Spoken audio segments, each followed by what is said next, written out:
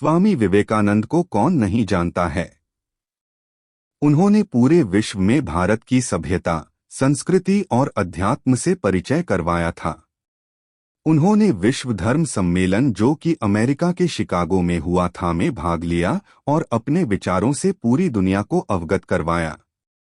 उनकी मृत्यु 1902 में हुई थी। क्या आप जानते हैं उनकी मृत्यु के पीछे के कारण को? आइए इस लेख के माध्यम से उनके और उनकी मृत्यु के कारण के बारे में जानते हैं। उठो, जागो और तब तक मत रुको जब तक लक्ष्य की प्राप्ति ना हो जाए। स्वामी विवेकानंद। स्वामी विवेकानंद का जन्म 12 जनवरी 1863 को कोलकाता, पहले कलकत्ता में हुआ था। उनका घर का नाम नरेंद्र दत्त था। वे काफी तीव्र बुद्धि वाले थे। जब उन्होंने रामकृष्ण परमहंस की प्रशंसा सुनी तो वो उनके पास कुछ तर्क करने के उद्देश्य से गए थे, लेकिन रामकृष्ण जी पहचान गए थे कि ये वही शिष्य है जिनका उनको काफी समय से इंतजार था। आगे चलकर विवेकानंद जी के गुरु रामकृष्ण ही हुए। स्वामी विवेकानंद ने 25 वर्ष में ही गेरुआ वस्त्र धारण कर लिया था और इसके बाद पैदल ही उन्होंने संपूर्ण भारतवर्ष की यात्रा की। स्वामी विवेकानंद जी का दृढ़ विश्वास था कि अध्यात्म विद्या और भारत दर्शन के बिना विश्व अनाथ हो जाएगा। उन्होंने रामकृष्ण मिशन की भारत में और विदेश में कई शाखाएं स्थापित की। इस तथ्य के बारे में कोई रहस्य नहीं है कि स्वामी विवेकानंद की मृत्यु 1902 में हुई थी, लेकिन हम सभी को उनके निधन के पीछे के असली कारणों की जानकारी नहीं है। इस लेख में हम स्वामी विवेकानंद की मृत्यु के साथ साथ उनके जीवन के जुड़े कुछ अज्ञात पहलुओं से संबंधित विभिन्न सिद्धांतों का पता लगाने की कोशिश कर रहे हैं। स्वामी विवेकानंद की मृत्यु। स्वामी विवेकानंद को 31 से अधिक बीमारियां थीं, जिनमें से एक बीमारी उनका निद्रा रोग से ग्रसित होना भी था। अपने जीवन के अंतिम दिन स्वामी विवेकानंद ने अपने शिष्यों के बीच शुक्ल यजुर्वेद की व्याख्या की थी और कहा कि यह समझने के लिए कि इस विवेकानंद ने अब तक क्या किया है, हमें एक और विवेकानंद चाहिए। उनके शिष्यों के अनुसार जीवन के अंतिम दिन 4 जुलाई 1902 को भी उन्होंने अपनी ध्यान करने की दिनचर्या को नहीं बदला और प्रातः 2-3 घंटे तक ध्यान किया और ध्यानावस्था में ही अपने ब्रह्मरंध्र को भेद कर महासमाधि ले ली थी।